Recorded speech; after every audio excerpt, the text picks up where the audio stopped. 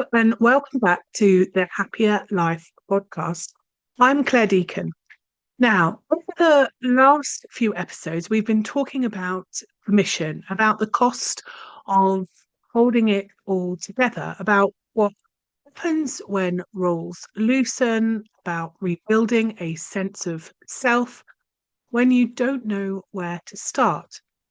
Today, I want to talk about something that often emerges right at this point, and it can be one of the most uncomfortable parts of growth. It's what happens when the old version of you no longer fits, but the world still expects her to show up. This is the moment that many people don't expect. They assume that once they've done the internal work, once they've understood themselves better, softening the old patterns, rebuilt some of this self trust and worth, things should actually feel easier.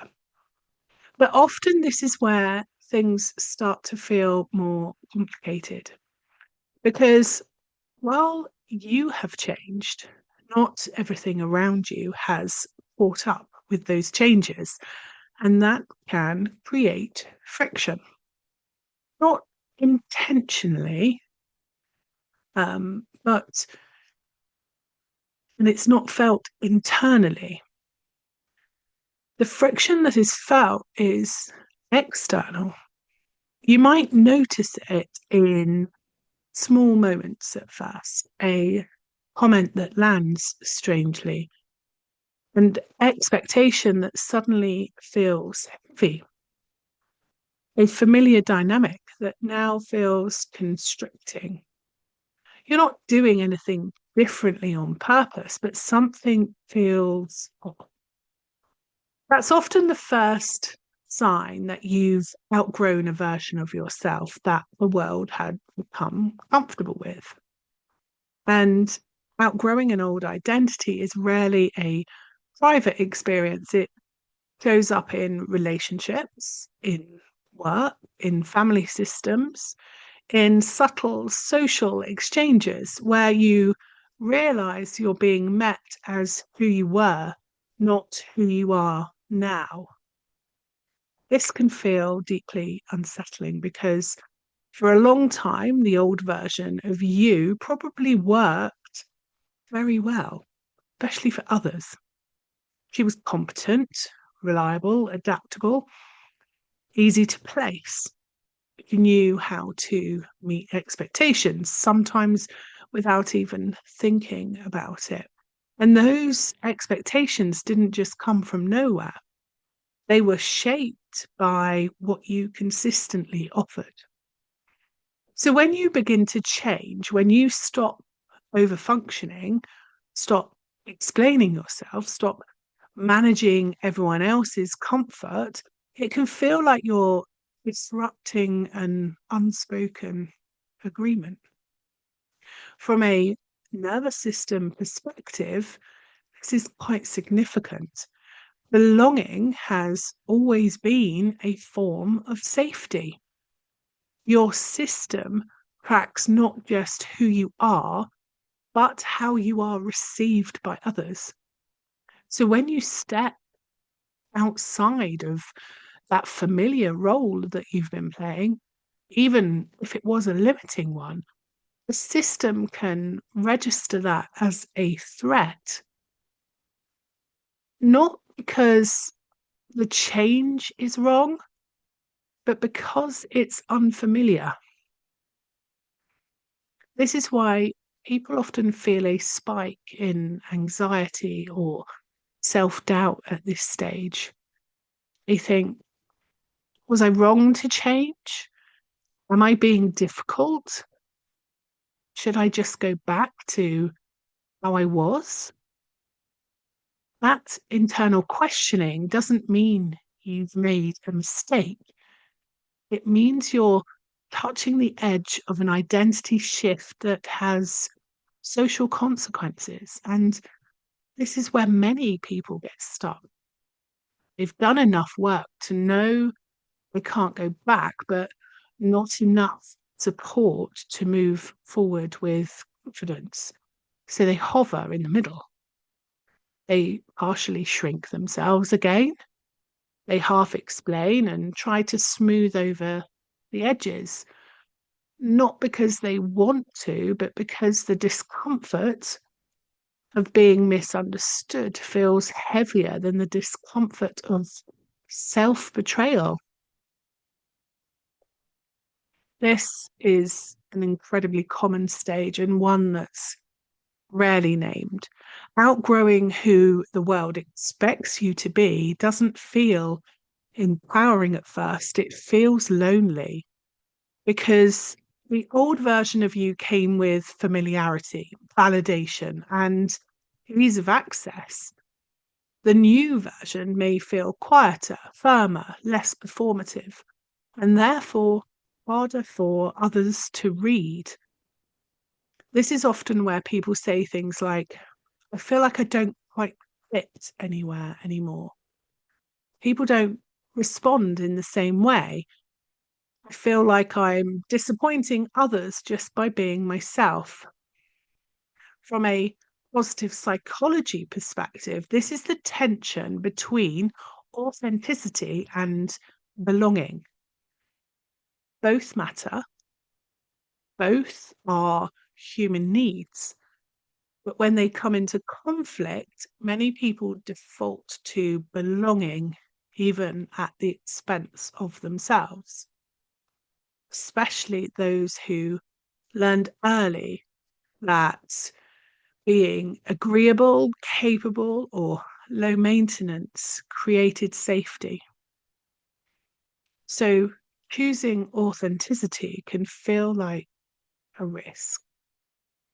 Not because you're suddenly fragile, but because you're no longer organizing your life around external approval. That's quite a profound shift, and it often brings grief. Grief for the ease you once had, grief for relationships that worked better when you were smaller, grief for being easily understood. This grief doesn't mean you're doing the wrong thing. It means something meaningful is changing. I want to be very clear here. Outgrowing an old identity does not mean rejecting your past self. That version of you was adaptive. She did her job, she helped you survive, succeed, belong.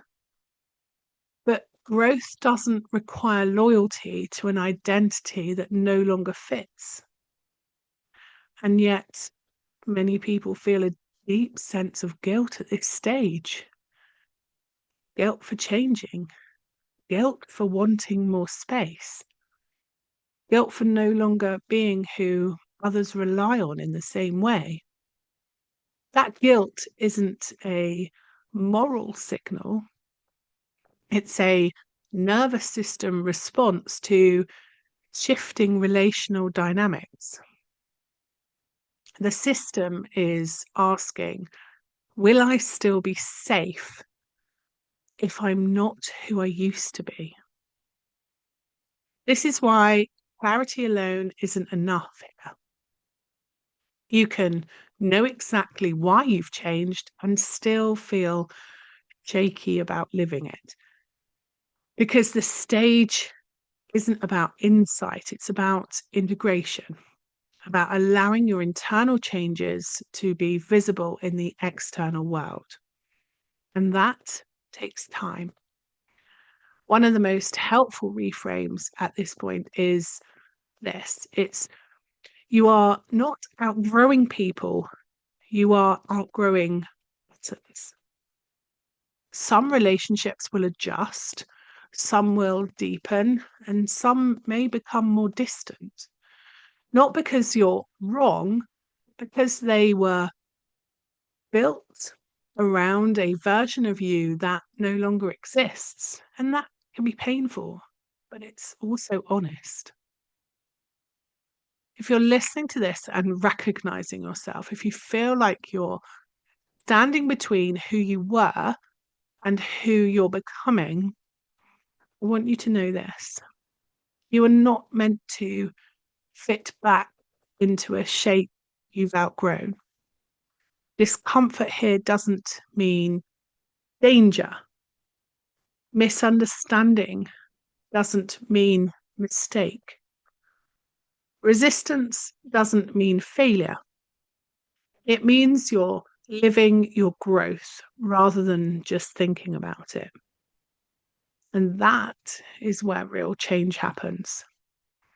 If you feel the urge to shrink, smooth, or explain yourself right now, pause. You don't need to perform your growth convincingly. You don't need to persuade anyone. You just need to stay with yourself.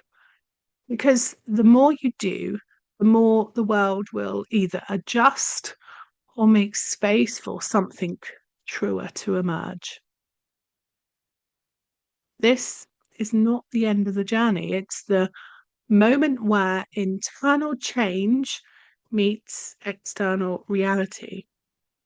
And that's where courage is required. Not the loud kind, but the quiet kind.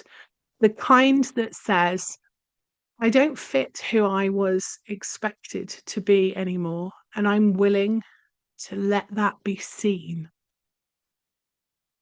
If you want support as you navigate this change where identity, relationships, and self-trust intersect, you'll find resources on my website. You can find what you need if you go to the Happya Hub, explore the self area.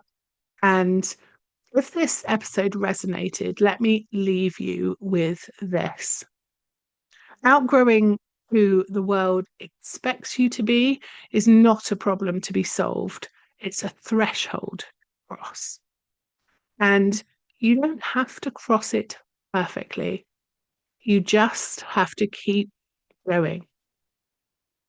Until next time.